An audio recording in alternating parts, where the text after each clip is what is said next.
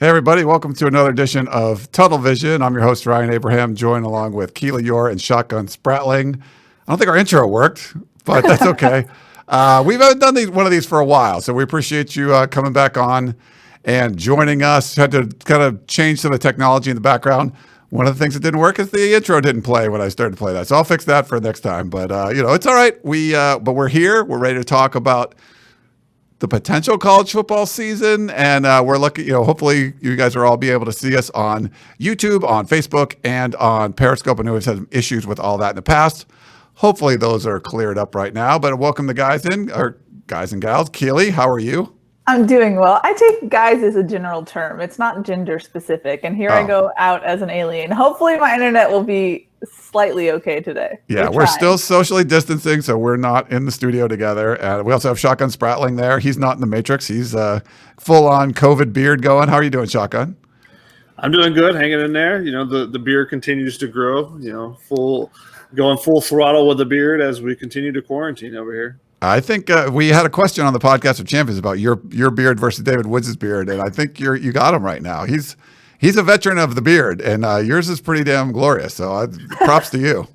My beard's got long enough that when I wear my mask, I get an indentation now. Oh wow, okay, yeah, that's the mask with the beard. That's a whole different thing. Like you're not gonna get much of a seal on there, right? Yeah, it's kind of defeating the purpose there. Nice. Forced to keep out all germs. Thank you. Nice. We also have someone here in the studio, 10 feet or so apart. So we have a new intern here at uscfootball.com. She's going to be helping us out here on Tunnel Vision. So it's Bree Bernard Joseph. She is a track athlete at USC going into her junior year. So she's right here in the studio. You can see here. You can see both of us. See, we're far apart. Yeah, we're very far. Bree, how's it going? And thanks for coming on. Thank you for inviting me and having me here. I'm doing good. How are you? Can't complain. We're socially distant, ready to roll here. We have hopefully all of the channels rolling. It looked like YouTube's going. I think Periscope. Everyone, it looked like we're all going and everything. You can also call in. We have our call-in number 512-4-TUNNEL. If you want to call in and talk about anything you want on the show, we'll do that live. And also, you can tweet at us at for any of the Twitter accounts, just use hashtag Tunnel Vision, and I'll be able to pull it up on the screen. So if you tweet something, hashtag Tunnel Vision, put it up there. And if you have any comments on YouTube or Facebook, we have Bree watching that and monitoring that now, and she'll be able to pop things up and put them on the screen. And we'll be able to play things like that. So hopefully Keely will stay out of the Matrix. Oh, she's going in and out there, but there we go. It's been a while. How are you guys? You guys doing okay? Yeah, doing well. Quarantining. We're still doing all the podcasts. Shotgun and I and Chris Trevino have been turning out some Family Feud pods. So we're still churning along, even though it looks like college football might not be going in the same direction. Keely, that's such a bummer. Like, what are you bringing everybody down for? I'm sorry.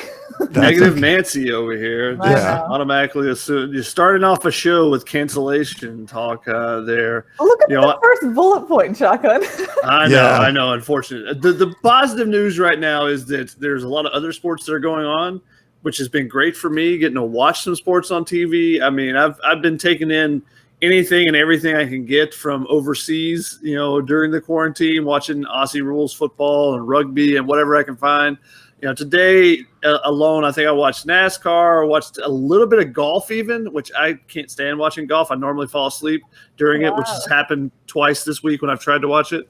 But since it was the final round, got to watch a little bit of it. But hockey being on, playoff hockey is terrific. I watched a little basketball earlier today, watched some baseball games as well. I mean, you can't be upset to be able to watch sports all day, and that's what the weekends have been full of for a couple of days now. Yeah, there's sports on, so it's pretty cool. Will there be college football? That's the big question. So there was we'll talk about that a little bit. There was an emergency meeting, all the powers that be.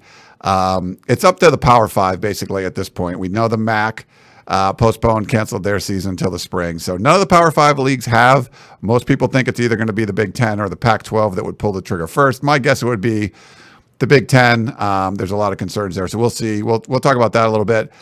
There's been some good news on the testing side. Keely's been keeping on top of this. No positive tests at anyone at USC over the past 3 weeks. There was one positive test 2 weeks ago, but it was someone that was coming to campus, not someone that contracted the virus while they were on campus. So they're doing a pretty good job a really good job of keeping everybody safe there. And there's obviously there's issues with the county and with the state, and the state did come out with the health guidelines for universities, and USC's still waiting on the county to hear about all that kind of stuff. So they're trying to figure all that out. The whole point of that being, will they be able to start fall camp next week? It's supposed to start 8 days from now, August 17th. So as of now, like, they're not able to gather in larger groups and all that kind of stuff. So hopefully the county will be able to come up with some guidelines for USC and allow them to start fall camp. Not that they would necessarily start it August 17th. They have about 6 weeks to do all 25 practices. So we'll see. They could start a week or two later, but they need something. Now the state put out something they need to hear from the county to make sure their plan to go ahead safely is cleared. And then there's a new schedule. We got the full schedule for USC football, and we'll talk about that a little bit. What do you think, guys? Should we start with the schedule? You want to go there first? Yeah, for whatever. I can talk about anything at all times. Yeah. Well, I'll put it up here on the screen. This is never mind. I put the old schedule up there.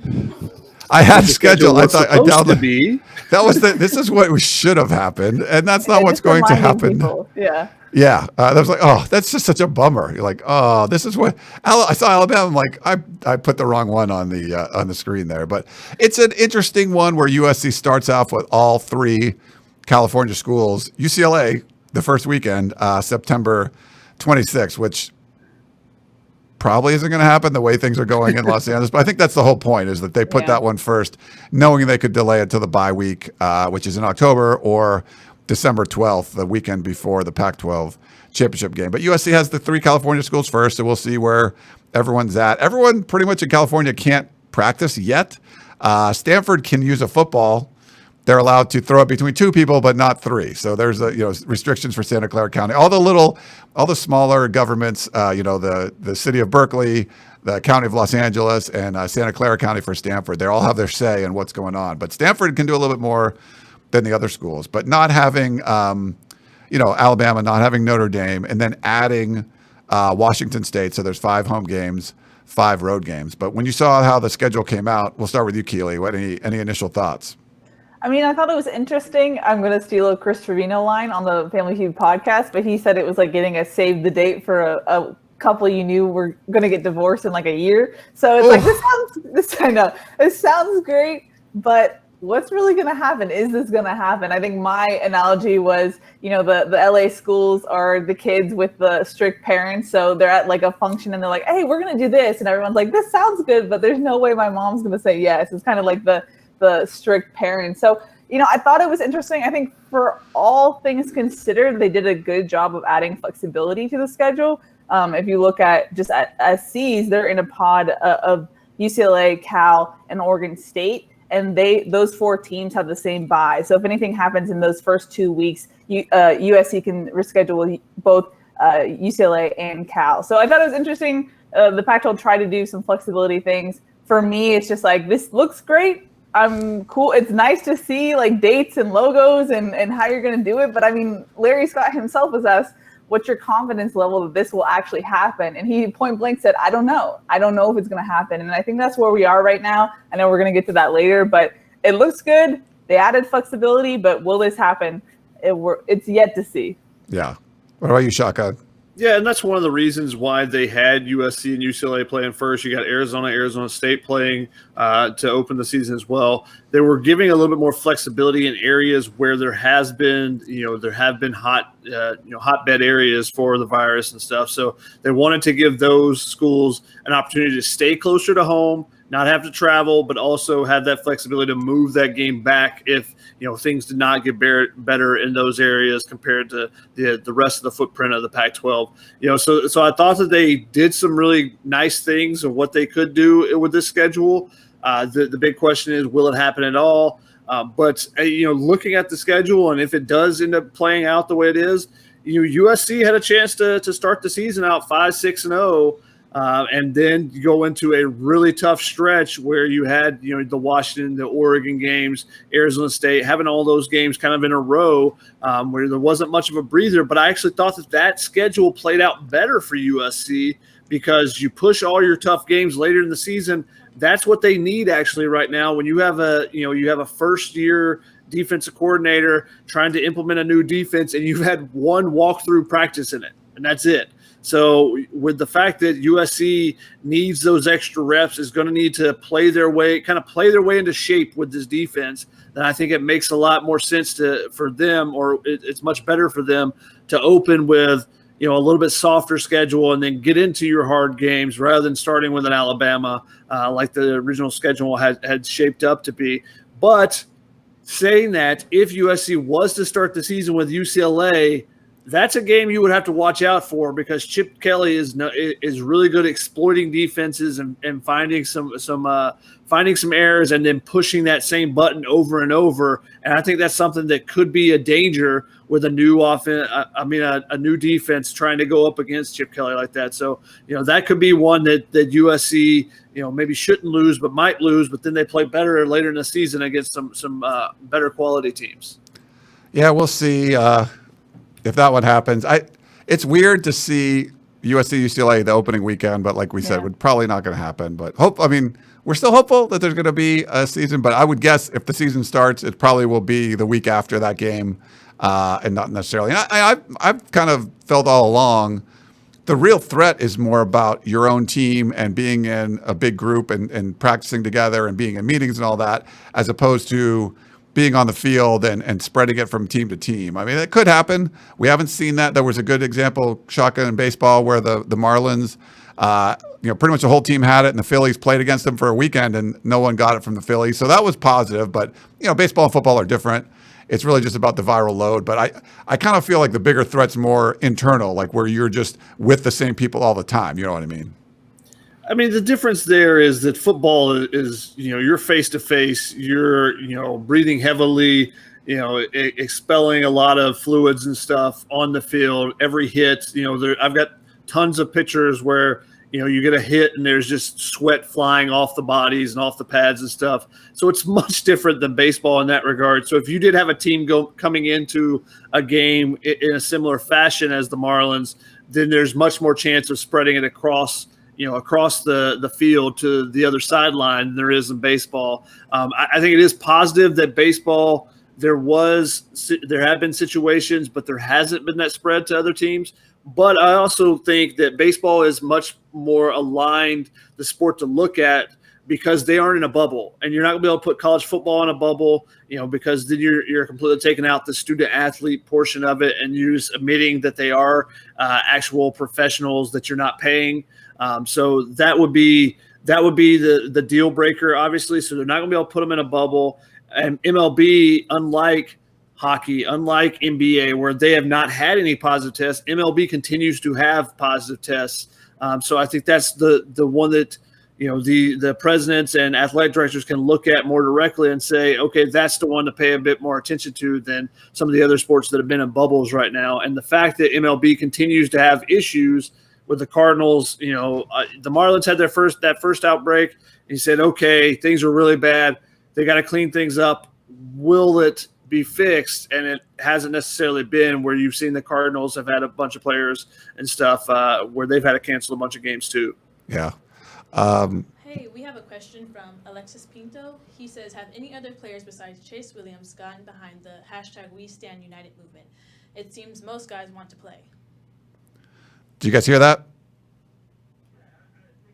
Even Chase Williams wants to play too. I don't think it's a matter of those players not wanting to play. However, they're taking an opportunity to try to kind of stand up to the Pac-12 and make some demands of the program. Now, some of the demands are a little bit too far. They're not going to be able to get, but it's also the starting point of a negotiation. I think people were a little thrown off by that when they saw the revenue sharing and things. And maybe they're not going to get 50% revenue sharing or anything on the revenue sharing. The COVID questions are a lot more imperative and much more central to the discussion for a lot of those players. They probably should be earning some kind of takeaway from what they are, and the name likeness, is a definite step in that direction. But those players want to play still too. And to answer the question more directly, yes, there are more players behind it, USC players that are agreeing with that. The We Are United stand and stuff that they not necessarily are signing their name to it. Chase Williams is the only USC player of the players that have signed their name, but the group is saying to represent around 400 players in the Pac-12. Now, how they've come up with that number, and is there an online database where they've gotten this amount of people that have agreed to it, or is it just their teammates saying, yeah, I agree with you, man. Yeah, we should be getting some more things taken care of.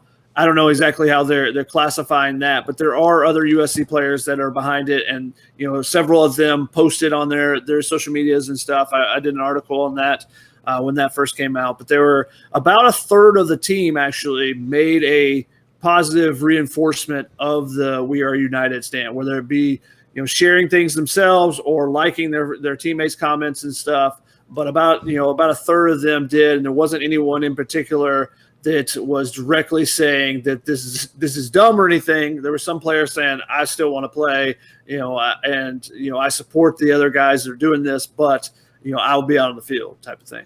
Yeah. Got Keely back. We have a question. Our buddy Jasper wrote it on YouTube.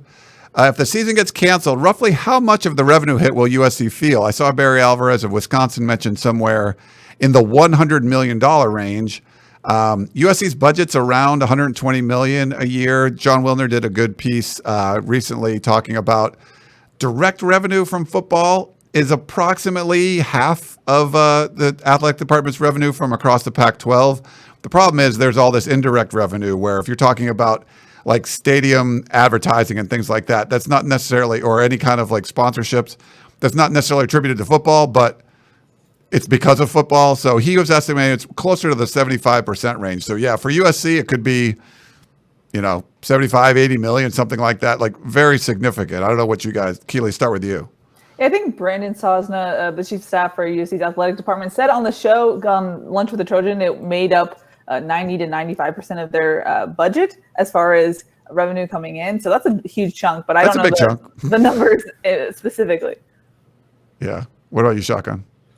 I mean, it makes up so much of the athletic department revenue. That's why all the talk is always, football pays for all the other sports.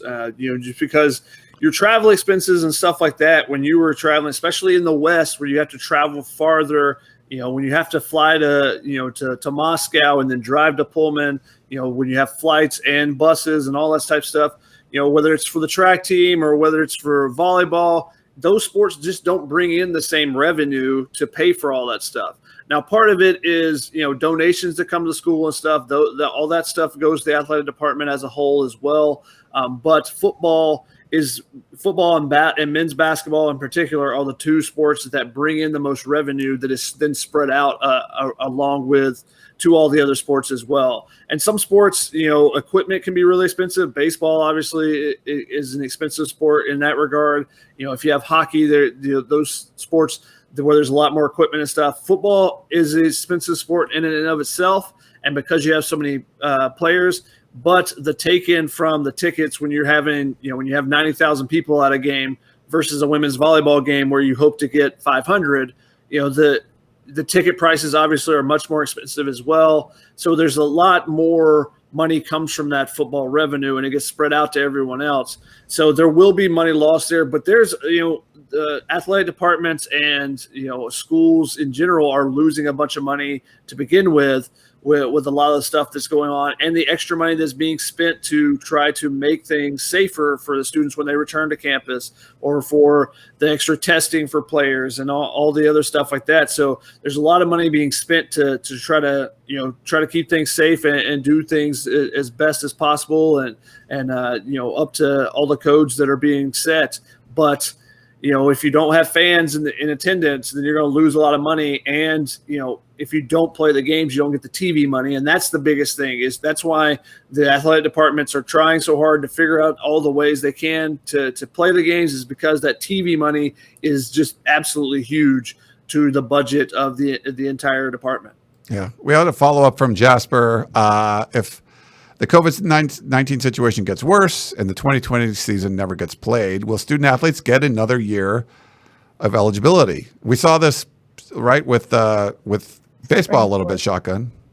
Yeah, with the spring sports, they gave all those athletes that had, were basically less than 50% into their season. They all got an extra year eligibility. So since you set that precedent, you would think the NCAA would continue with that. However, we do know the NCAA does not always follow their own precedents. So, so I think that you would see that. Now, the big question then becomes, what happens with the roster limits? Do you make some adjustments there as far as football in particular? Because you can bring in 25 guys a year.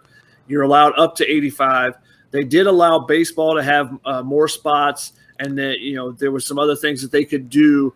But do you change what's allowed, or does there become a bigger chasm between the haves and have-nots of who can bring back people and who cannot? Yeah, and it's also worth noting that the NCAA said that there would be eligibility, but that's if your school is willing to pay your scholarship. So just coming off of talking how much a financial hit colleges could take from not having the 2020 football season, that you might have the chance to have eligibility from the NCAA, but that doesn't mean that your school can provide another year of scholarship. So that's going to be the big thing going forward. You know what would be interesting if we had like a spring athlete here and we do.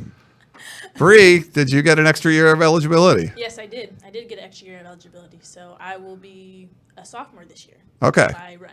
But you're a junior. Yeah. Junior-wise school. So and 400-meter hurdles, which sounds really difficult, but They're thank you. Tough, but Yeah.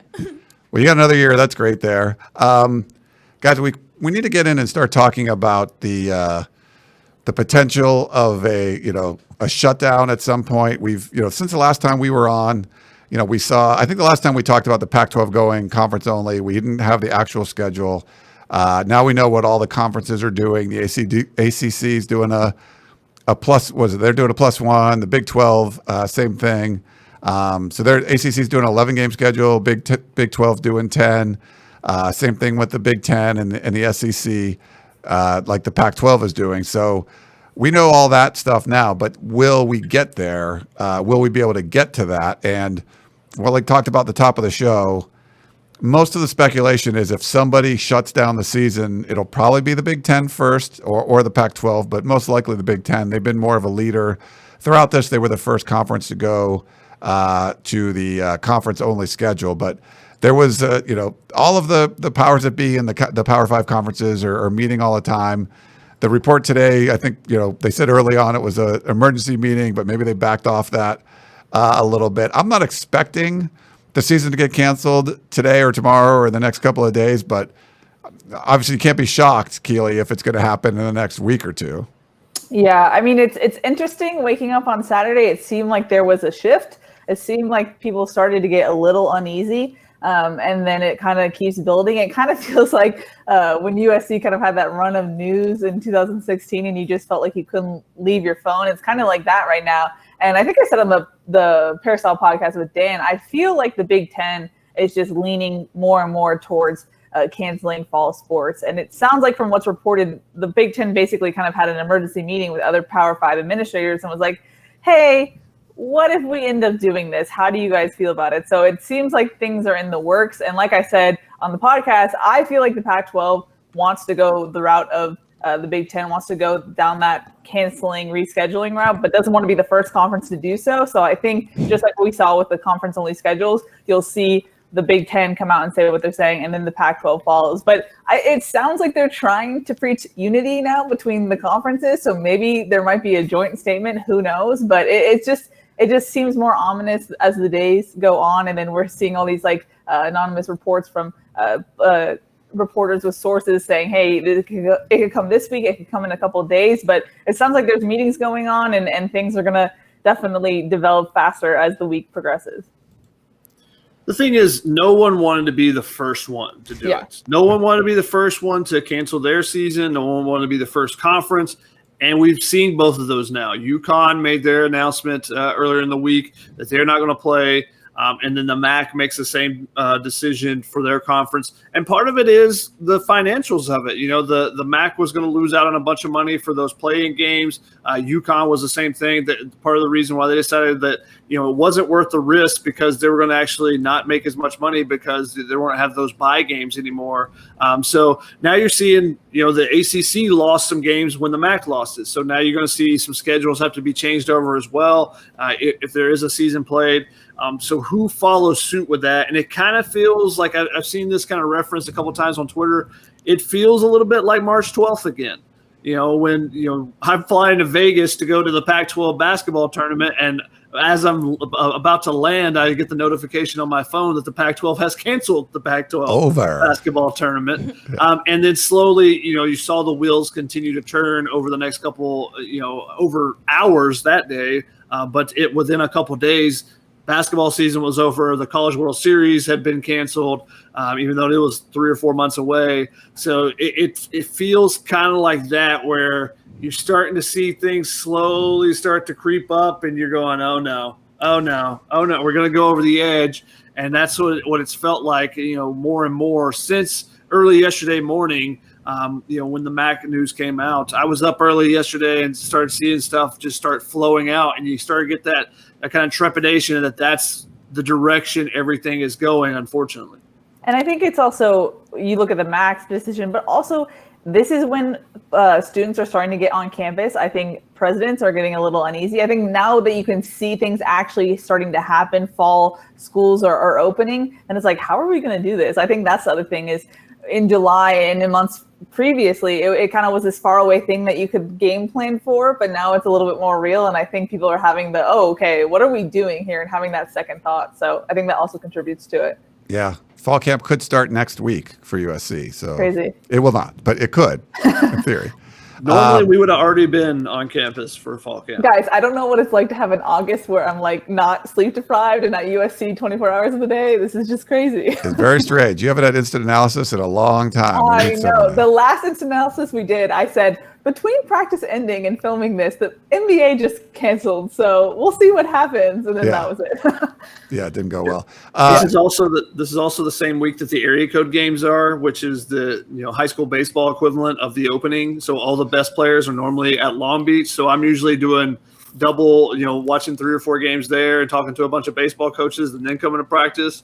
So that they moved that to Atlanta actually this year. And they're having like lightning delays and stuff. And that's something that never happens out here, where the weather is always perfect in early August for the area code games. But yeah, it's usually a sleep deprived time as we're trying to turn out a bunch of content early in fall camp. And instead, I slept in pretty good today. Yeah. My golf game is really good during the COVID thing, man. I'm just playing a lot of golf. I've got way better. I had 5 birdies like the last 3 days. Like I never do that. That was great. If you guys want to call in, 5124-TUNNEL, we'd love to talk to you and like to hear what you have to say. We have another question from Dave. Thanks for Brita for putting these up on the screen, so I don't have to do that. That's nice. Do you think student athletes are safer in a biweekly testing, practice, study, and play routine versus returning to student life with the general population? Keely, you want to start? Yeah, I was waiting, hoping that my picture will get better. But it's just an interesting debate. And I think we're kind of seeing this pop up on Twitter right now with the We Want to Play. I think a lot of players feel like they actually are safer on campus. And if you're in a certain situation like USC, where the majority of the student population is at home, you kind of have a mini bubble in itself, because all the student athletes took a pledge and said that they're going to adhere to social distancing rules and trying to be as healthy and safe as possible. And they're being tested once a week. And props to USC, props to Mike Bone and Brendan Sosna for getting this done, because so far, like you said, Ryan, it seems like they've been able to eradicate the virus, because they haven't had a positive test within the students who are working out in 3 weeks. The one that happened last week was a player that felt sick and then came to campus to get USC's medical treatment. And that goes to show Dave's question. Sometimes the medical treatment that you're getting at USC will be better than what you get at home. Or if you want to work out, it might be safer to do it in an environment where everyone's testing, everyone has a general agreement. So I think this is the debate that's going on right now. Do you keep the students on campus, the student athletes on campus, where they're safer, they're testing, And right now, I think in USC's case, it makes sense to stay there rather than maybe go home where there's much more variables and much less testing. So it depends, I guess, on each school. I feel like Keely answered a different question than Dave's, actually. Hers was more about going home versus staying. Oh, okay. Compared to Dave asking, biweekly testing, practice, studying, and basically being in a bubble versus returning to actual student life with the general population. Yes, that is definitely safer because the less 18 to 22-year-olds you have, the less likely that they're going to make bad decisions.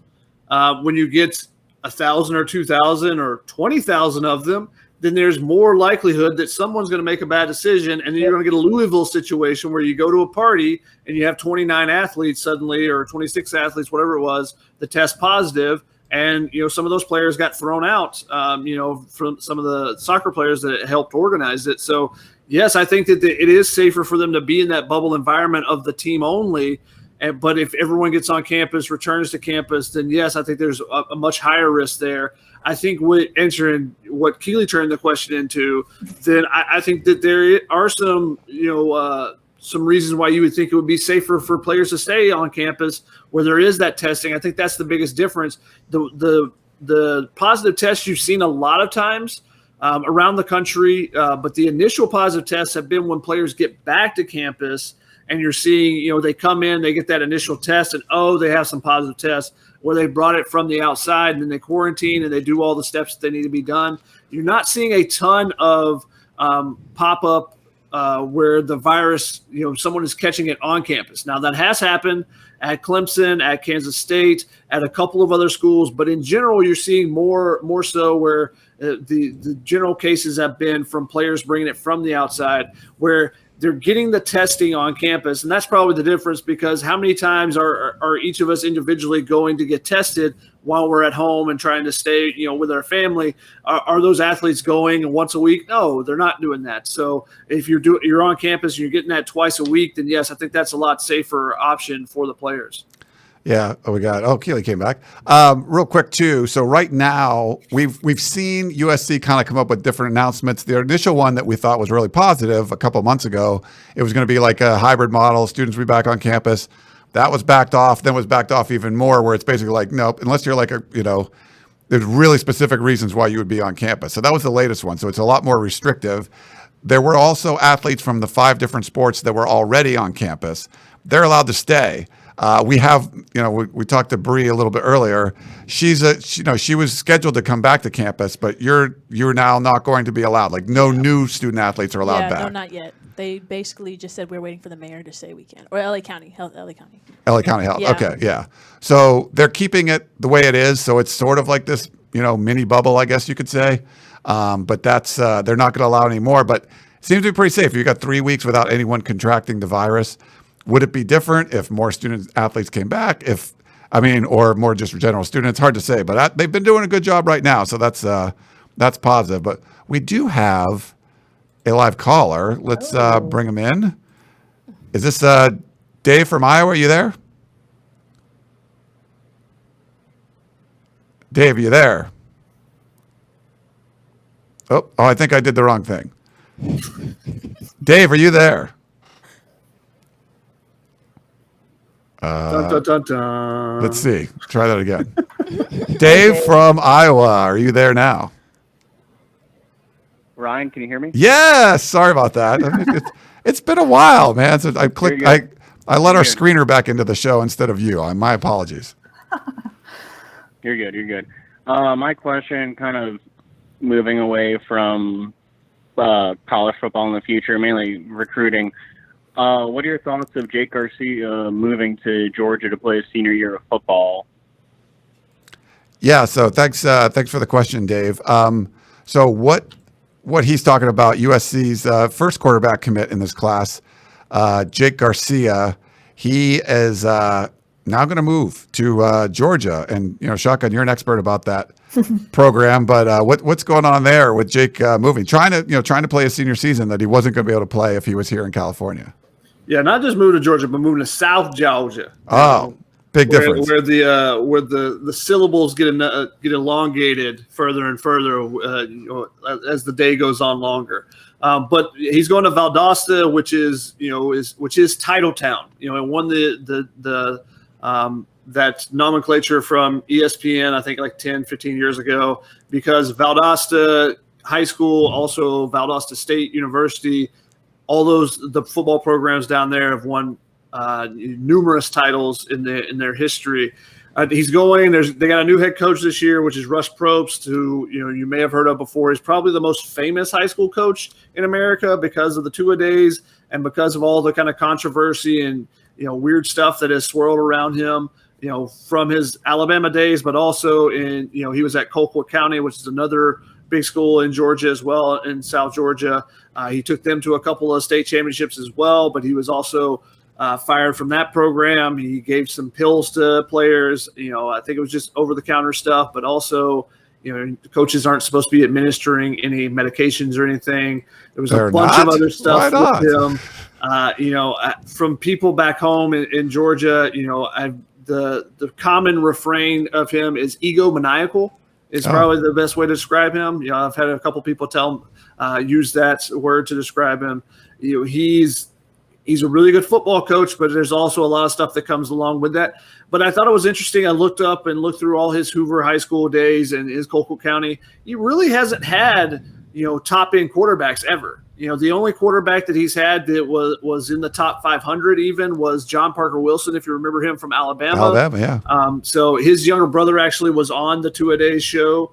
So John Parker got even more notoriety at that time because of it. But besides John Parker Wilson, he's had a couple of guys that have gone to like mid-major schools, like Georgia. I think that Georgia Southern was maybe one of them, maybe like a Kent State. But those guys were both ranked outside of the top 1,800 nationally. So he's never really had a quarterback like Jake Garcia as far as being a high-end guy like that. So it'll be interesting to see how they use him. Normally, Russ Probst uses a hurry-up offense. He calls all the plays. So we'll see. That's something I think that fits Jake Garcia's style pretty well. That's something Narbonne did. They did a lot of hurry-up stuff with him as well. So I think that actually is good for him as far as potentially fitting into the USC offense under Graham Harrell. Trying to go fast and want to do those things. And the biggest thing and why Jake Garcia is making this move, he said, was to get reps. He hasn't had a full high school season yet. He was a backup as a freshman at Long Beach Poly, then he went to Narbonne, had the transfer, getting eligible from after the transfer, so he didn't play the full season then. So he hasn't been able to have that full season. He wants to go get those reps. So you got to commend him for wanting to get out there and play and knowing that there's an area of deficiency and somewhere where he thinks he can continue to grow and get better. And it's a bold move to go all the way across the country to play. We'll see if the football season happens in Georgia as well. They've already canceled any preseason scrimmages, so they've kind of pulled back a little bit on things. So that's just like college football. I think that one's still up in the air a little bit too. All right. We have another YouTube question. Our buddy Jasper, if the season gets moved to spring, which Pac-12 team benefits the most? What do you guys think? I haven't thought about this. It's an interesting question. I can say I think the one that gets hurt the most is probably Oregon because you're losing Penei Sewell. Yeah. And, if you lose a top 3 player in the country, then that's going to hurt you a lot. I think that a team like maybe Utah maybe benefits because they're replacing a lot of guys. So they, just having that extra time to be, get a bunch of young guys kind of initiated into the program and doing the things you like, maybe that helps them. It's kind of hard to say, but I think you start looking more at who's going to be hurt more from it by potentially players not playing because of NFL draft status and wanting to prepare for that. Or maybe Colorado with Carl Durrell, maybe having some more time for team chemistry and maybe getting some real practices under your belt rather than Carl kind of being like, hello, this is our team and we're playing now.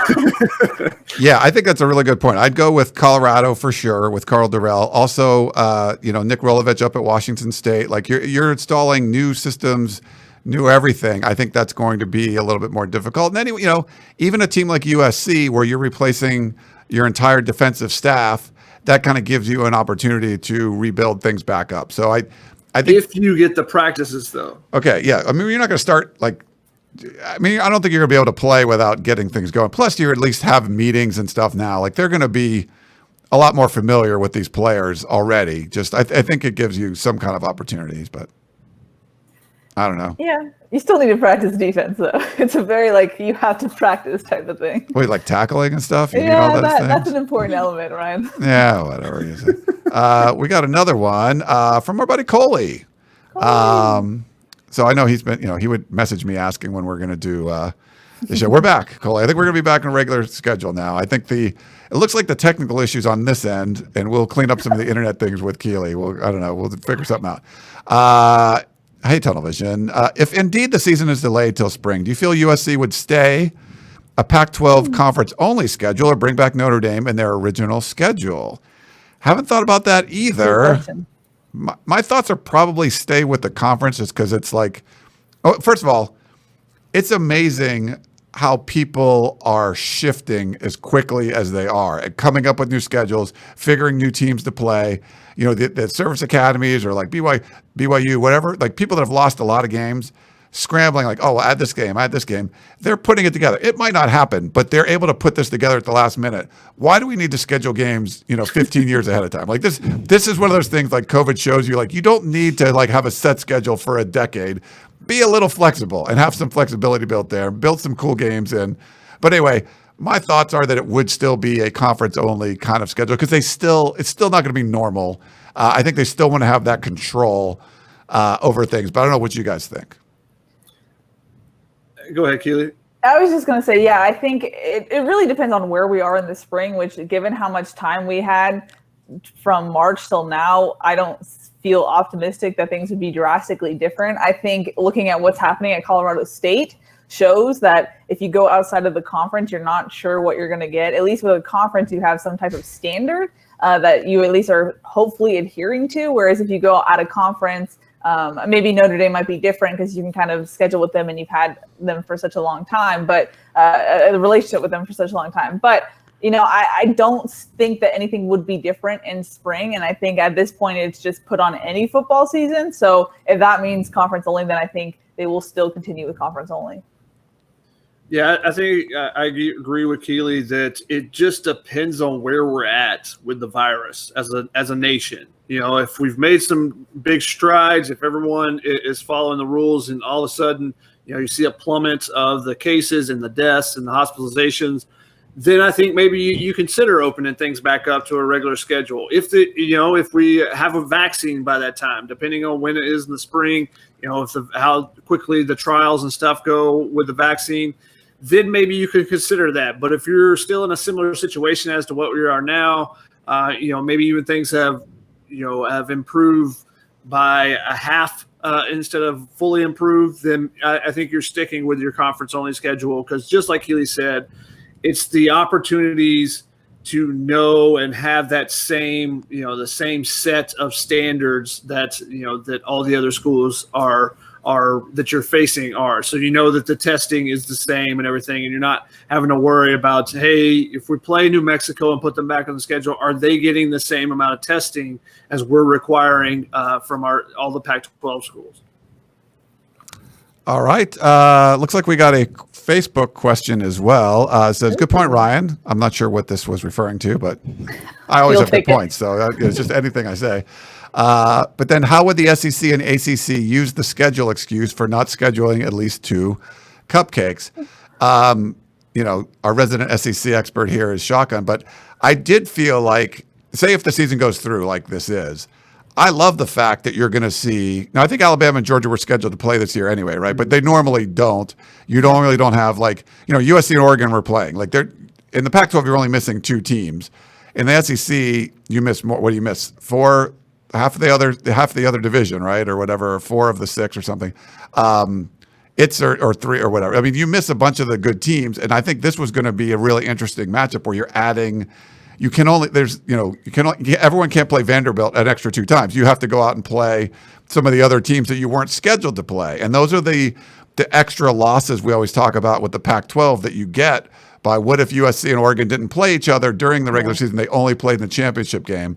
So I thought if you come out of the SEC alive and undefeated, Now LSU just crushed everybody last year. They were great. But if you could come out of the SEC undefeated this year with the 10-game schedule instead of just 8, I thought it was going to be more impressive. Yeah, I mean, the SEC is actually, there's 14 teams in the SEC, 6 teams in your division that you play every year, and then you play 2 crossovers. So, with having 8 instead of 9 conference games like the Pac-12 has, then you don't have as much crossover on the other side. And one of those teams is the same every year. So Georgia plays Auburn, clean old-fashioned hate. The Deep South's oldest rivalry, clean old-fashioned hate, is Georgia Tech. But so you're playing one of those teams. So the other 6 teams, you're on a cycle once a year. So that's why Georgia has not played Alabama since they tried to wear those black uniforms and were beaten badly a long time ago. But they were scheduled to play this year. So, yeah, it would be great to see them get to that. You would also like to see, hey, 9 games in a conference. That makes more sense. And everyone go across the board have similar agreeing on the number of conference games. But the SEC, I thought it was interesting, their schedules, and seeing, you see a school like Missouri, you're going to add 2 more teams. Hey, guess what? You get to go to LSU and you get to host Alabama. Aren't you happy we added 2 more games in the SEC for you? That's crazy. Yeah, so you miss 5 teams from the other division, right? Yeah, crazy. So this is going to be a lot better. And I think maybe this will get us closer to everyone playing the same amount of conference games because it does matter, But I thought it would make a big deal. It would be a big deal for the SEC if you come out of this season undefeated, if it happens. Did you have any thoughts on that one, Keely? Or? No, I thought it'd be really interesting because, we always make fun of the Pac-12 for taking on more conference games, and now they might be the ones to come out of this more experienced with that rather than the SEC. So I just thought it'd be really interesting to see them actually play tougher opponents. Yeah, so. When you're talking about missing, playing 2 of the 7 teams to 4 of the 7 teams, you're going from like just a fraction of it to more than half of that division. That's a pretty big deal. For USC, you're missing Washington State and Oregon State, you add 1. It's like, that doesn't really matter as much. Like if you were missing Oregon and you got it added, like, okay, Washington State probably sucks. Like Nick Rolovich didn't have to play USC this year and he gets it, but whatever. But we also have another Facebook question. Is it possible for one conference to okay football, or is it an all or nothing situation? I kind of think it's going to be a domino. Like if a Power 5 league closes, I think they're all going to close. I think it's just not going to make much sense. But I don't know. Do you guys think that the SEC could hold out and just have their own schedule and play a season? I mean, the thing is it's not the athletic directors who are making the final call. It's the presidents and the chancellors who are making that call. And I feel like if the Big 10, Big 12, and the Pac-12 are suddenly saying no, then why are you as a president who is supposed to be the head of academia, you're supposed to be enlightened and thinking about science and data, you're saying no to that? So I think it's just a bad look, and I think presidents and chancellors are very aware of PR and what it could look like and the liabilities that come with it. So it does seem like an all or nothing type of deal. Just when the Big 10 went to conference only, the SEC, from what it sounded like from reports, was very like, what? Conference only? We want to play football. And then suddenly, look, they're doing conference only. So yeah, I think it's just once one goes, it's kind of a domino. Yeah. What's been interesting is there's been all this talk about, is there going to be kind of that solidarity across the mark? And you've seen with the, how the conferences have announced their schedules one by one. They're all different. Some of them are 10 games. Some of them are 10 plus 2 or 11 plus 1. So so people are like, oh, everyone's off on their own. But now if there actually is, if they're having the meetings behind closed doors and it's all the Power 5 kind of getting together and going, okay, what are you guys thinking? This is what we're thinking. Then there's much more chance, I think, that there becomes a solid, a solidarity effort where they all just agree. And I think that because if there's a cancellation, then I think that they want to do it all together, just because then it pushes the strife from fans and stuff fans it out to 5 different conferences rather than being all attacked at once. So if the Big 10 goes and Big 10 gets attacked and the Pac-12 and the Pac-12 gets attacked, I think then it's all at one time. So everyone kind of looks at it the same rather than a conference getting picked on more. Yeah. And something I was hearing was that a fear is that if there isn't this unity with different conferences,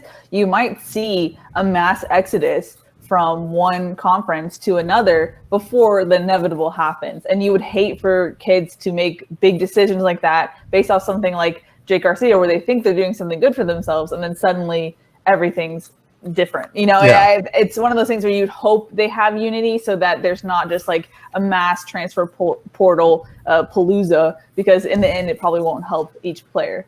Yeah. Like Miller Moss, USC's other commit, like he transferred to Mater Dei thinking they were having a better chance to play than Bishop and Bishop Alemany, and both of them are shut down now. But yeah, if the Big Ten shut it down and then waited a week, how many Big Ten athletes would like transfer to other conferences only to have them shut it down, a day later?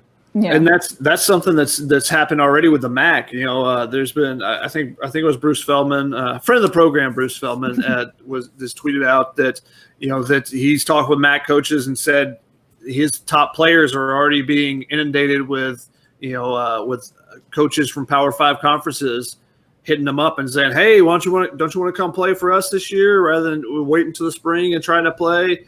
So it will definitely be interesting, the potential, what should be called tampering, what it would be called tampering in NBA, where as soon as a player isn't being able to play, then the Sharks are in the water, out to try to are smelling the blood, and they're out trying to get that player to leave and come to their school. Yeah, there was a tampering. Who was it? One of the Warriors players or something was Draymond.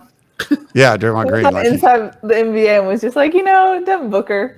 He needs to leave. Yeah, then they asked him, like, is that tampering? He's like, maybe, or something like that. Maybe. It was. He got $50,000 fine. We have a call. I don't know if I want to take it. So it's our buddy Curtis from Moreno Valley. Not that I don't want to take it because it's Curtis, because he wants us to research something. Like, Curtis, I don't want you to make us do work. But anyway, welcome to the show, Curtis. How are you doing? Hey, Ryan and everybody. I hope you're doing great. I'm doing pretty good, too. Good. Good to hear it. I had sent the information about the court decision with Northwestern football in 2016. I sent it to Keely through Twitter, and I sent it to Harvey Hyde through Twitter, but I kind of can't wait to get it started. Northwestern has to treat their football players as employees. They can't call them employees, but the students took them to court and tried to unionize. So to escape punishment from the labor board, Northwestern changed their handbook to be able to treat their players as employees. So everybody can change their handbook. The precedent has already been set. Like Shotgun said, they may not want to admit that they're employees, but they can treat them as employees. Already been decided by the courts. So let's roll that around for a bubble. Talk to you later. All right. Thanks, Curtis. Yeah, there was that. It was actually the same guy, the former UCLA football player that was kind of spearheading that too. The one that's doing the We Are the United movement. Yeah, and but I didn't think that went through. I didn't think they were being considered employees. I'll have to look at that and see. But I didn't think that actually happened. They were basically like, if you're going to pay them, like they wanted to unionize, like then there was going to change the whole landscape where they would have to be employees, be taxed, and all this kind of stuff. But it would open up the doors for being able to pay the athletes. And like Curtis said, if they're employees at this point, then you could do some sort of bubble. But to me, it's not necessarily just the student athlete, the collegiate aspect of it that makes football hard in a bubble. The NFL isn't doing a bubble. So that's fewer players on a team. Those are all professional athletes. They're not doing any kind of bubble. They could have done like a 4-city sort of bubble thing, and you might have done like a Pac-12 bubble, a Big Ten bubble, something like that. But I think that's one of the hurdles of trying to do a bubble in college football, but there's so many. I just don't think it would have been possible. If the NFL is not doing it, I don't think that you would see that in college football, where you have 53-man roster versus 100 dudes on the team and all the trainers and everything. That would just be an impossibility for me. Yeah, I think that the roster size is one of the reasons why the bubble is more difficult. When you look at the NFL, there's so many, so many additional personnel around, just the number of coaches you have on a team versus an NBA or an MLB team. There's a lot more. So I think that that's one of the issues there. The cost then just becomes, could become prohibitive, particularly for colleges, particularly for the anything outside the Power Five. A bubble would be cost prohibitive. But the problem with it all goes back to, saying that they are student athletes versus employees. And, it just, you could do it much easier with potentially a college basketball bubble. You can see something like that, just because it'd be much more feasible with the roster size and different things. But again, you come back to then having to admit that they're completely different than all the other athletes that are on campus, or all the other students that are on campus. So that's the big thing. And then you potentially lose your, the NCAA's nonprofit portion. There's a lot of things that go into it. It all comes back to this. It all comes back to this. And the fact that the colleges don't want to pay athletes, because then you lose the whole amateur stick, and then you have to pay people, and then you make less money. Yeah. Any thoughts on that, Keely? No, I think Chuck covered it pretty much. All right. Yeah. We got another one from Coley. So he's our Notre Dame fan, if you guys don't know. Notre Dame was scheduled to play in the Coliseum this past year. It's canceled. Does USC travel to South Bend in 2021? That would be back-to-back games in South Bend for the Trojans. And I don't think we know how that would be impacted, but because those games are scheduled out, a long time. My guess would be that they could potentially make an amendment to the contract that they have, but my guess would be that for something like the USC Notre Dame series, where you're going to continue it just in the next iteration of the contract, you would probably put USC first, so then you would potentially have a back-to-back series there, or they might just come to the agreement and say, hey, we're going to flip-flop the years and do this. The most interesting one was, I don't remember the teams that were involved in it, but there was a game scheduled this year that they postponed until 2030. Instead of just like, hey, we're going to postpone this until next year, or maybe in 2022, there was a non-conference game that I don't remember if it was because the MAC got canceled or just because the conference only schedules, but I think it was an ACC team that went from, they have a game scheduled in 2020. Now it's scheduled 10 years later in 2030. Wow. Yeah. Yes, I also agree with Ryan, that there's no reason why these games have to be scheduled 16 years in advance, because there was recently a 2036 game scheduled. There's no reason that needs to happen. Leave open your non-conference games only 2 years out at most, and then who you're playing actually. If USC schedules Syracuse right now in 2036, you'd be like, oh, that's terrible. But then they suddenly get a quarterback like Donovan McNabb, and they're a top 10 team in the country. So it doesn't make sense. I think the biggest issue with the USC Notre Dame series is it does change from year to year. So it's in October when it's in South Bend, and it's in November when it's at USC. So it's not like you could just switch, because Notre Dame does have that scheduled out. The Pac-12 is integrated USC and Stanford in there. Maybe they could flip-flop those, but I think I think Shotgun's probably right here, where the next iteration of the contract, USC might get an extra game. Like, I think you're just probably screwed as far as, you're going to go back to South Bend and just keep going until the next, it's like when your lease is up, and then you can get your deposit back or something. But I don't know what they're going to be able to do, because it's like you said, just all lined up. But, maybe 2 seasons I don't want to say that, but maybe 2 seasons are impacted, and they could make some changes for that shortened season. I don't know. But as of now, it's hard to picture moving 2021, 22, 23, since those things are all, scheduled around already. Yeah. And there are a lot of questions about the 2021 season as well. You just briefly touched on it, but if there becomes a spring season, do you make adjustments to the schedule after that? I think you're going to have some kind of, be flexible there with that as well, to try to push the schedule back maybe a little bit, depending on, if there is a spring season, when it starts, when it ends, how much, recovery are you giving the athletes? Are they able to recuperate enough so that they're ready for another season in the same calendar year? All right, we have a question from Poncho Cam. I don't know how you say that. That's probably that.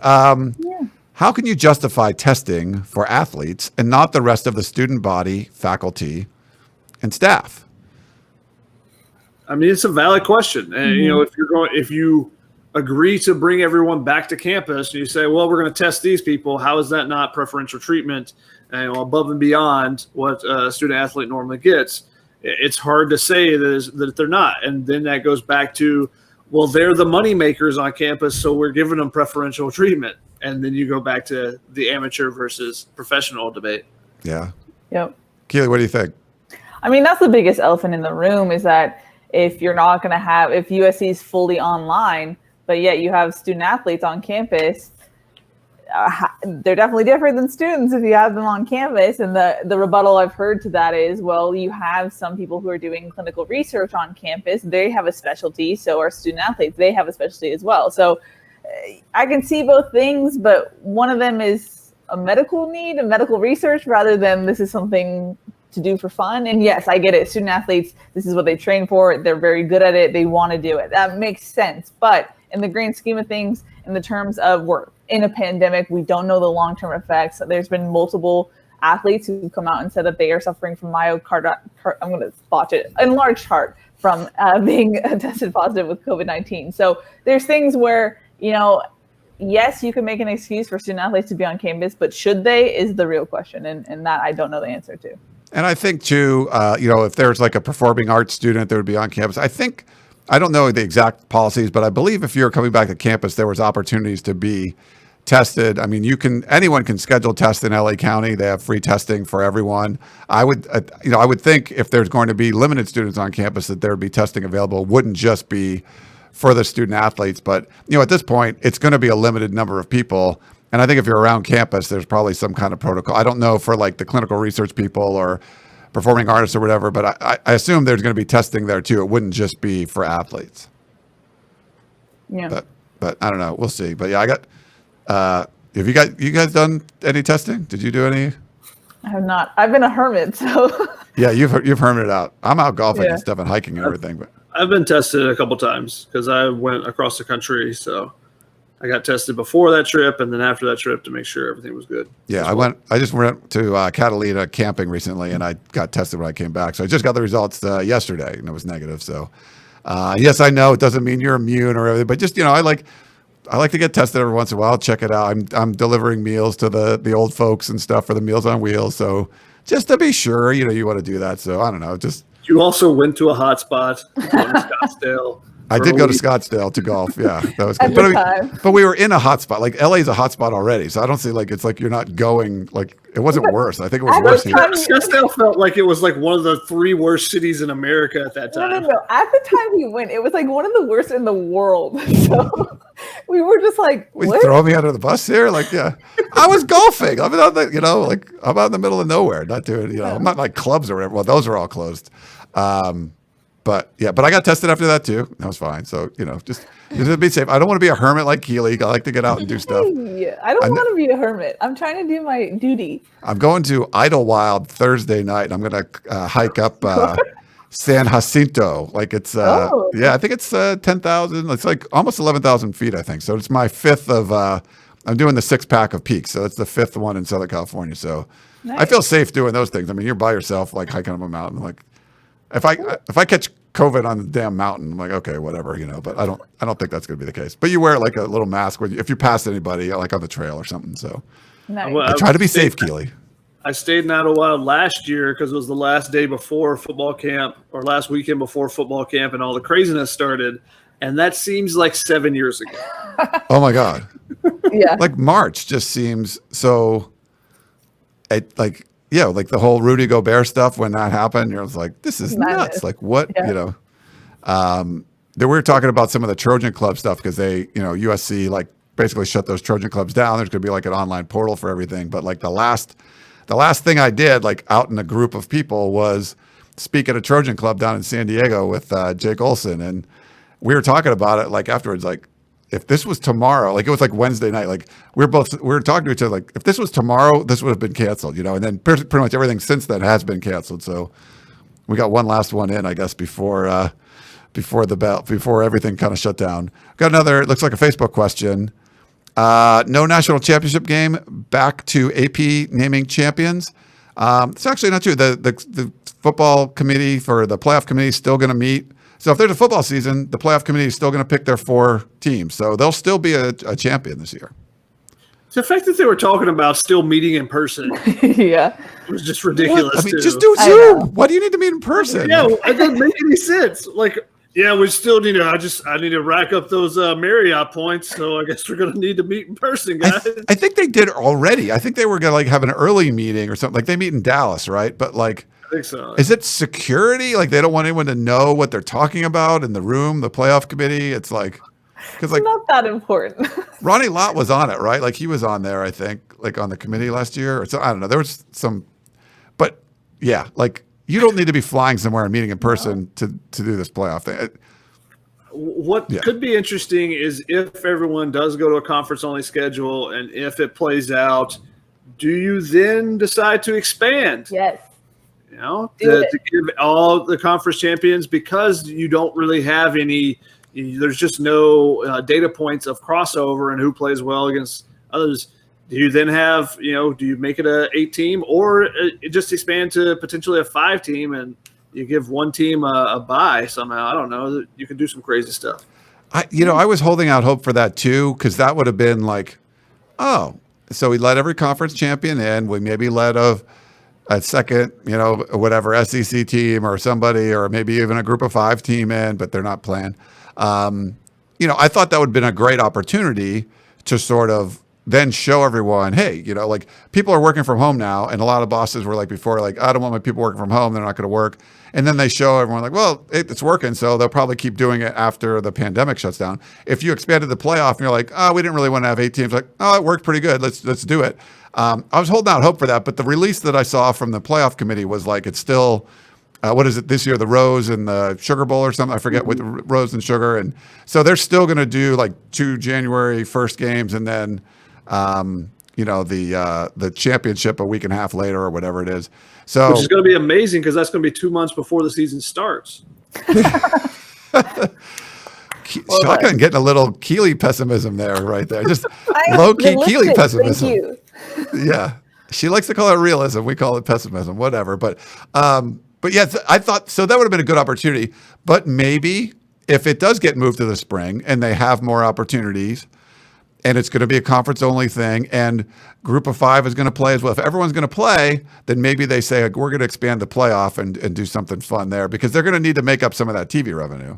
And this would be the year to do it. Why not experiment? Because then if it sucks, you can be like, oh, well, it was 2020. Everything sucks. Yeah. Well, I don't know. But also, if especially if they come together as conferences and decide, okay, we're going to play this amount of games. So they play 11 games instead of 12. The normal schedule is 12 games. So if you add in you're making an 18 playoff, you're only adding 1 extra week of games. So you could say, oh, we're just replacing that 12th game of the regular season. So I think you could logistically say that, give that as a reason. And then you could use it as a trial experiment and say, hey, we only did it this year because there were only 11 games this year versus a normal year would have 12. Yeah. What I'm curious about, and we'll probably know, I mean, I've been saying this for months. We'll probably know more by next week and blah, blah, blah. It just keeps getting pushed, just kind of pushed down. It's like you're sweeping all the dirt under the rug, and it's all of a sudden there's like this pile of dirt under the rug, and you're like waiting for like someone to vacuum it all up or whatever, waiting for like this shoe to drop. But if you move it to the spring, whether some of the people that concerned were, well, now you're going to mess with the 2021 season. Do you delay that one? How is that impacted? And I don't know if the powers that be would look at things and go, it's better to just cancel it and reset and do it next year. I don't know. I think it's better to have a season if you can in the spring. But do you guys think that there's a possibility they're just like scrap the whole thing and just start 2020, PU, you stink, get the heck out of here. We're going to move on and just go to 2021. They've been so reluctant when, in my mind, it seems so obvious to make certain decisions that I don't think that they would come out and say, no, let's not try for spring. I think they would try for just to not have a player revolt, but also just because we talked about how much the revenue is so important. So I think if we hear anything, it would be like we've unilaterally decided to cancel for fall 2020. We're going to meet multiple times in the next couple of months and try and put together our best plan for spring 2021. And then if that breaks down, I think we would hear about it more towards December. But they don't seem like they would just come out and say, hey, we're not doing this for real, because they haven't done that yet. And it seems so obvious to do so. So I think they're going to try and be optimistic as much as they can. Yeah. Yeah, I think that's the thing, is that there's too much money there for them not to try to get it done, and that's the reason why they keep trying to push for it to happen. They want it to happen because, as we talked about at the very beginning, how much revenue is created by the football programs, and helps fund everything else in the athletic departments as well. And I think you're going to run into some major scholarship issues if you cancel a college football season, because 25 new dudes are coming in still, and you're going to like keep everybody on the roster. Are you expanding these college football rosters to like 105 players or something? Like how do you do that if you cancel the season? You're not going to say, hey, seniors, you're gone. Now there's going to be guys that leave, like Amon-Ra St. Brown would be gone, right? Like he'd leave or whatever. But I don't know. Like, how would you manage that roster? What for baseball, Shotgun? It's a partial scholarship sport. Mm-hmm. Did they allow more scholarships, or you still like have to? No. Same amount of scholarships, so 11.7 scholarships. They did expand the roster. So what has happened actually is that a lot of teams, not all of them, but a good number of teams have told their seniors and said, hey, if you want to come back, you can. We don't know that we're going to have scholarship money for you, though. Whatever, because one proposal which was made, I think, by the SEC was that seniors could come back and they would get the same amount of scholarship aid that they had, and you would just add that on top of the 11.7 you already had. So you could potentially have 12 or 13 or 15 scholarships, but it would just be the seniors that you would add extra money for. That makes sense. Yeah, but it was told no. So. Things that make sense don't always happen. But the one thing they did do was expand the roster limit, so you don't have there's not the same roster limit, so you can have a bigger roster potentially, but for seniors and stuff. And that was one of the reasons that Ben Wanger from USC, it was a grad transfer from I think Yale, from one of the Ivy League schools, came to USC, was a two-way guy, played really well for USC in the limited season this year. But he actually is a grad transfer going to Miami now, because Miami actually had some scholarship money available for him. USC was hoping to get him back, but they just, he wasn't on scholarship last year anyways, so they weren't going to be able to come up with new money for him. So that's one of the reasons why he went to Miami, even though, USC really wanted him to stay. Yeah. Well, yeah, that sucks because, everyone in baseball is already on like a quarter scholarship and all. I mean, to limit it even more just doesn't make sense. I don't know how that would work in football. If you have 80-something players on scholarship right now, I think USC has like 82 or something. And then it may be 81 because Daniel Amateurism transferred. But if so you have 80 guys on scholarship and you signed, 20 dudes, like where are they going to go? Like you're going to cut people, or you're not going to let them in? Like I don't know how that's going to work, but it's a machine in college football, and you took out 1 year of that machine, it's still got to kind of chug along. I don't know how they would handle that. Or was USC playing 40 chess the entire time, and because their recruiting class is so bad, they don't even need to bring all those guys in anyways. If they only bring in a couple of them. Look, they thought this so far in advance that they're going to have the elite, the elite roster that you can have, rather than having to tell a bunch of freshmen they can't come in or push a bunch of people out. I mean, okay, obviously a little tongue in cheek or whatever, but for USC specifically, it's not like they brought in a number one class with 25 dudes. They have the number 55 class with 13 guys that if half of them didn't come in, you wouldn't be like the end of the world. So low key, maybe for USC, it's just not as big of a deal, but like you're like Alabama or like Ohio State, you have like the number one class and you have all these dudes coming back. Like how do you can't like cut those guys. I mean, the NCAA is not going to ask you to like cut dudes if that happens. I don't know. Who knows? We don't know what they're going to do. I mean, there could be some serious conversations about, because the other thing is when you add the extra year of eligibility, which is going to happen in baseball, is going to happen for Bree and track, and if they have this potentially happen for football, is playing time, because that's one of the big things is it's not going to be a cut, but it's going to be telling some guys and being like, hey, we've got a 5-star guy coming in, we're going to get him some reps, so you're going to lose playing time, or you thought you were going to get an extra opportunity when this guy left, this senior left. Well, hey, he's going to be back. Maybe it's best you look elsewhere for an opportunity. So you're going to have an influx of players that enter the portal looking for better opportunities. That there's just less opportunities out there, because you're going to have the pool of players will be that much more expensive. Mm-hmm. Yeah, and the quarterback recruiting is already. It's already strange. Guys are already looking to transfer right away. And now it's like you're coming in expecting Keaton Slovis to have, be a sophomore. And it's like, oh, no, he's still a freshman. You're like, oh, crap. This would have huge impacts on rosters everywhere, the transfer portal.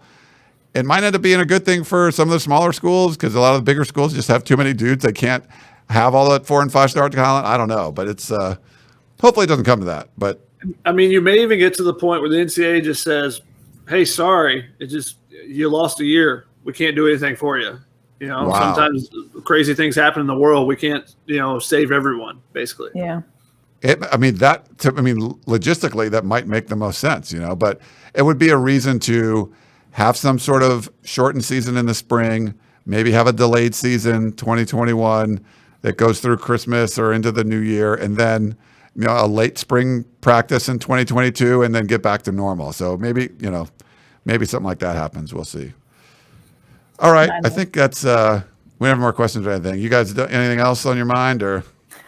I mean, I think the underlying thing is that no one wants to be in this position. No admin, no player, nothing like that. So it's just a bad situation to be in all around. And I think that's what we're seeing administrators kind of come to at this point, is that we're in a pandemic, and there are going to be things that you just can't do in a pandemic. And so it seems like that fork in the road is coming very quickly right now. So I feel like things are going to develop very fast, like Shotgun said at the start of the show, like that week in March where things just happen very quickly. Yeah. We talked a little bit about the different things that have happened with COVID. One positive to come out, and our thoughts are with Cameron Smith, former USC player, who got COVID and tested positive for it, went through some more tests and found out that he had a heart issue that he's had for forever, but didn't know about it. And, he's going to be having open heart surgery to get that corrected. So our thoughts are definitely with him. Always was a guy that was great with us, with the media and everything. Yeah. So looking forward to seeing him get healthy and potentially getting back to football in the future, but getting healthy first for sure. Yeah. Good dude. Can we put that in the COVID, like non-death, like COVID saved his life? Like, can we put that in the other category, or? It's like the one positive thing that has happened from COVID. Yeah. And it's insane too. He said that his heart only had a little bit longer to go. And and the crazy part too is Cam Smith how many physicals did he have? How many times had he had to get things checked by doctors because he's a football player, and people still missed it, the combine and everything like that. So because of COVID, because he tested positive, he got that extra screening, and now his life is potentially and probably saved. So madness. Was he? I thought he just got tested. I didn't think he tested positive. Was that? He tested positive. He did test positive. Okay, yeah. He had been put on the reserve COVID-19 list. Okay. Yeah. He and Cedric Ware actually with Tampa Bay was as well. But he came off the list and then was waived earlier this week actually. Where was waived? Yep. Oh, he didn't get to play with Tom Brady. Oh well. One last. I know it sucks. It would have been fun for him. One last thing. I just want to give a shout out to Mike Bone, Brandon Sosna, the entire USC athletic department. I think they've done a great job with this last. It's for them to come in to this whirlwind of a season and pandemic and all the stuff. They inherited an absolute mess in the athletic department, and I think they were doing some positive things. And man, they're just like getting beat up one punch after another. Just that there's no rest, and I feel bad for those guys, but I think they're doing a good job. I can't imagine if they weren't there, what would be happening right now. Like Do you think about that? Like what, Yeah, I mean, so first off, USC is a private school, but they're releasing their COVID numbers. So thank you to them for that, for being transparent. I think they're doing a great job. But also, what I've heard this week is, imagine if Lynn Swan was around for the We Are United movement. I think you would have seen a different response. And I think because basically, I put in the war room, USC's players weren't totally sure that was coming down the pipeline Sunday when it happened. So they were kind of informed after the fact and when the press release came out. And from what I heard was part of the reason why they weren't as united, if you will, was because they feel like they're being treated well by the athletic department, and they feel like they have a better relationship this time around with Mike Bohn and company rather than previous athletic directors. So I think that's something we have to give props for, is because the players, from what I've heard, feel like they're actually being heard and listened to, whereas I think around the conference and around the nation, that's not necessarily the case. Yeah, makes sense. It's good. USC got away from hiring former football players to be the athletic director. I think it's paying dividends. All right, well, we're back. We're going to try to do these a lot more often now. Hopefully we'll just keep our Sunday night schedule. Looks like things were working. Keely's internet's getting better. I don't know. Like, that's good. We got thanks to Bree over there. Thanks again for coming to the studio and checking it out. You're welcome. Hopefully it was fun for you. I had a lot of fun. We appreciate you doing the questions and everything. You can see here, this is where we are. Hi. But that's... Yeah. I'm sorry? Oh, yeah, Micah doing the screening. We had a couple calls today. Thank you, Micah, for doing that. And he cuts up the show, too. So we put up in smaller videos and stuff. But I'm excited. We're back. This is working. We'll get this going again. And we'll keep talking. Maybe I don't want them to cancel football like tomorrow. Like, oh, we had one show and then they canceled. But we'll keep talking no matter what, because there's always going to be something to talk about. But it's USC. There's always something. Oh, my God. Never a dull moment. Ever. Like, this just never, ever ends. All right. For Bree, for Shotgun, for Keely, I'm Ryan. Thank you guys so much for tuning in, and we will talk to you next time.